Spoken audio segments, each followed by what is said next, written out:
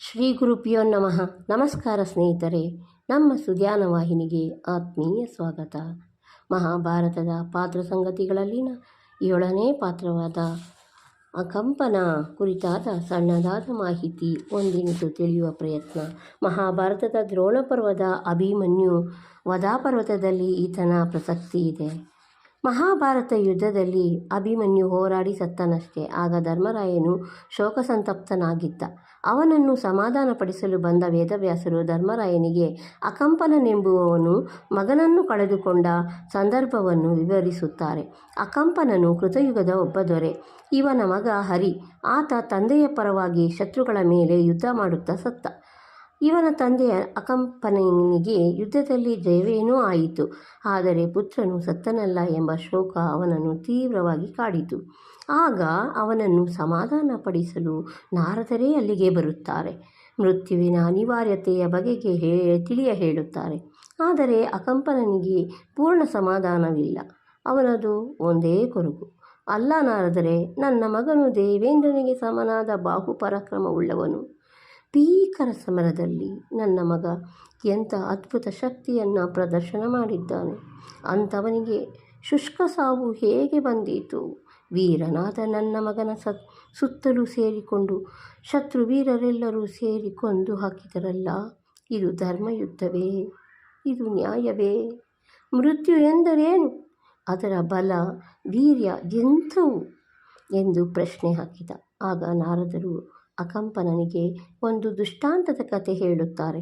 ಅಕಂಪನ, ಕೇಳು. ಸೃಷ್ಟಿ ಆರಂಭವಾದಾಗ ಜನರಿಗೆ ಸಾವು ಎಂಬುದೇ ಇರಲಿಲ್ಲ. ತುಂಬ ವಯಸ್ಸಾದವರು ತಮ್ಮ ಮೊಮ್ಮಕ್ಕಳ ಮರಿಮಕ್ಕಳ ಜೊತೆಯಲ್ಲಿ ಬಾಳ್ವೆ ನಡೆಸಬೇಕಾಗುತ್ತಿತ್ತು. ಸಿಟ್ಟುಗೊಂಡ ಬ್ರಹ್ಮನ ನೇತ್ರಾಗ್ನಿಯಿಂದ ಜಗತ್ತೇ ನಾಶವಾಗುತ್ತಿದೆ.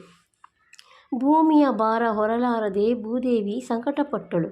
ಆಗ ಶಿವನು ಬ್ರಹ್ಮನಿಗೆ ಭೂತ, ಭವಿಷ್ಯತ್, ವರ್ತಮಾನ ಎಂಬ ಕಾಲ ವಿಭಜನೆಯ ತಂತ್ರವನ್ನು ಹೇಳಿಕೊಟ್ಟ.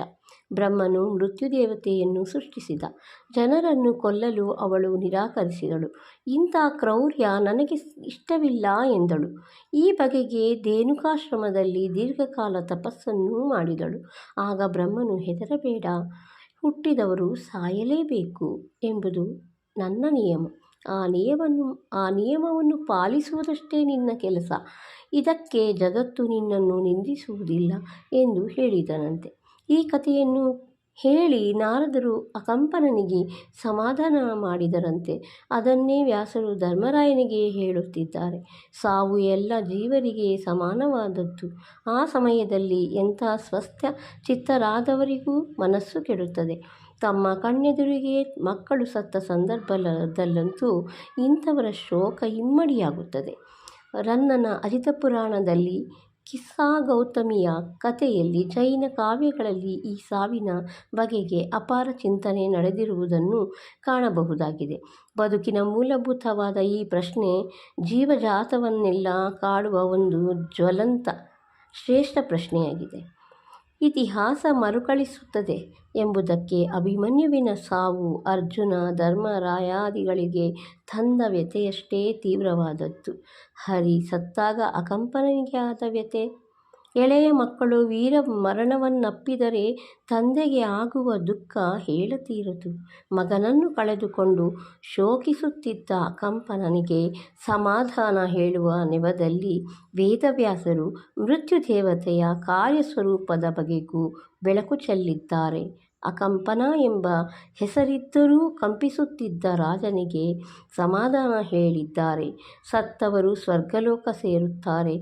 ಆ ಪುಣ್ಯವಂತರಿಗೆ ಮರ್ತ್ಯಲೋಕದ ಬದುಕಿನಲ್ಲಿ ಆಸಕ್ತಿ ಇರುವುದಿಲ್ಲ. ಆದುದರಿಂದ ಸತ್ತವರ ಚಿಂತೆಯನ್ನು ಬಿಟ್ಟು ಬದುಕಿರುವವರ ಯೋಗಕ್ಷೇಮದ ಬಗೆಗೆ ಚಿಂತಿಸುವುದು ಒಳ್ಳೆಯದು ಎಂದು ವ್ಯಾಸರು ಹೇಳಿದ್ದಾರೆ ಎಂಬಲ್ಲಿಗೆ ಈ ದಿನದ ಇವಿಷ್ಟು ಅಕಂಪನನ ಕುರಿತಾದ ಸಣ್ಣದಾದ ಕಥೆ ಮಾಹಿತಿ. ಮುಂದಿನ ಎಪಿಸೋಡ್ನಲ್ಲಿ ಮತ್ತೆ ಸಿಗೋಣ. ನಮ್ಮ ಸುಧ್ಯಾನಕ್ಕೆ ನಿಮ್ಮ ಬೆಂಬಲವಿರಲಿ ಸ್ನೇಹಿತರೆ. ನಿಮ್ಮ ಆರೋಗ್ಯದ ಕಡೆ ಗಮನವಿರಲಿ. ಧನ್ಯವಾದಗಳು. ಮತ್ತೆ ಸಿಗೋಣ.